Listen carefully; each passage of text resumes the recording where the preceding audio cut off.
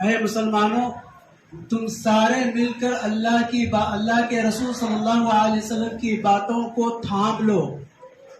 اگر تم اللہ کے رسول صلی اللہ علیہ وسلم کی باتوں سے انکار کرو گے تو تم کمزور پڑ جاؤ گے، اگر نہیں مانو گے تو کمزور پڑ جاؤ گے، اور تم یہ منافق، یہ مشرکین، یہ یہود و نصارہ کے سامنے تمہاری ہوا اڑ جائے گی۔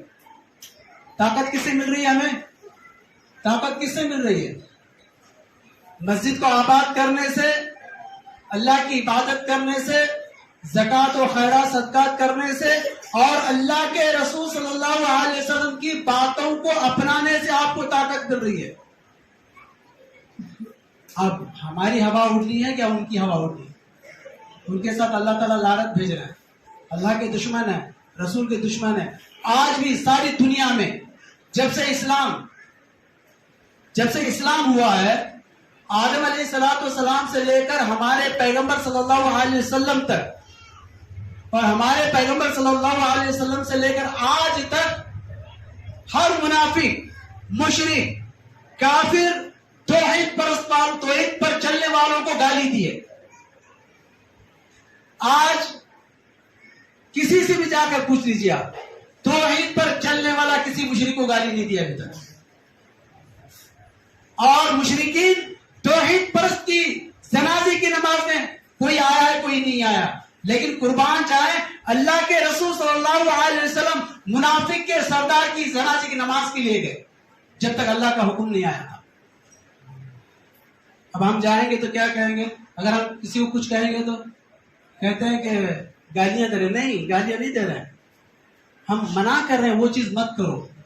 کیوں منع کر رہے ہیں؟ اللہ نے منع کیا ہے، رسول نے منع کیا ہے۔ اس کے باوجود ہمیں لوگ کیا کرتے ہیں؟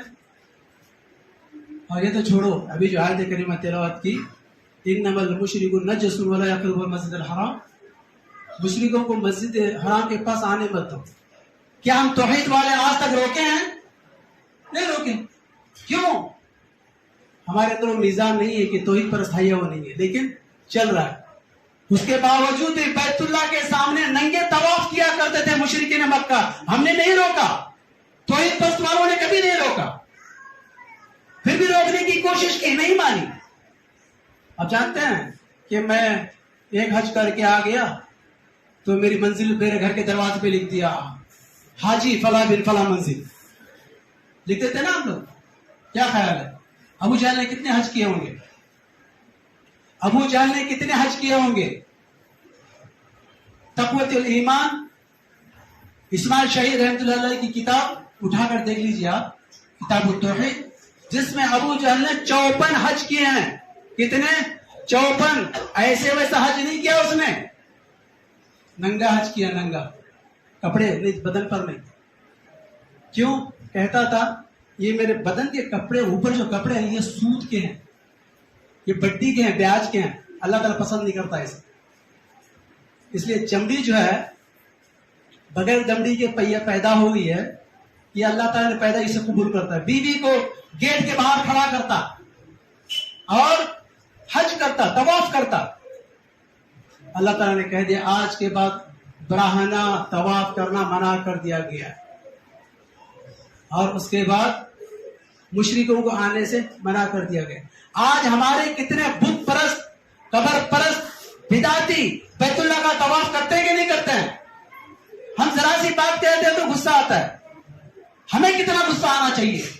ہمارے دلوں کو چھیڑتے ہیں، ہمیں کتنا غصہ آنا چاہیے؟ جب ہم توحید کی بات کہی ابو جہل کے بیٹے کے سامنے جا کر، توحید کی بات کہی ابو لہب کے بیٹے کے سامنے جا کر، پیارے نبی صلی اللہ علیہ وسلم کی بیٹیوں کو طلاق دے دیا گیا، تکلیف ہوئی کہ نہیں؟ ہمیں تکلیف ہوئی کہ نہیں؟ ہمارے دلوں کو جھنجھوڑتے ہو، ہم پھر بھی برداشت کر رہے ہیں۔ نبی کیا کہا تھا؟ کیا کہا تھا ہم نے؟ ابو جہل ابو لہب کے بیٹے سے کیا کہا تھا؟ طیبہ اور عتیبہ ابو لہب کے بیٹوں سے ہم نے کیا کہا تھا؟ میں اللہ کا نبی ہوں، توحید قبول کر لو۔ ظالموں نے کیا کیا؟ باپ کی بات سن کر رقیہ اور زینب کو طلاق دے دیا۔ چلو کوئی بات نہیں، طلاق دے دیا، کوئی بات نہیں، برداشت کر لیں گے، برداشت کر لیں گے۔ جب دوسری جگہ نکاح ہوا، حضرت زینب حمل سے تھی، ظالم طیبہ اور عتیبہ نے اپنے دوست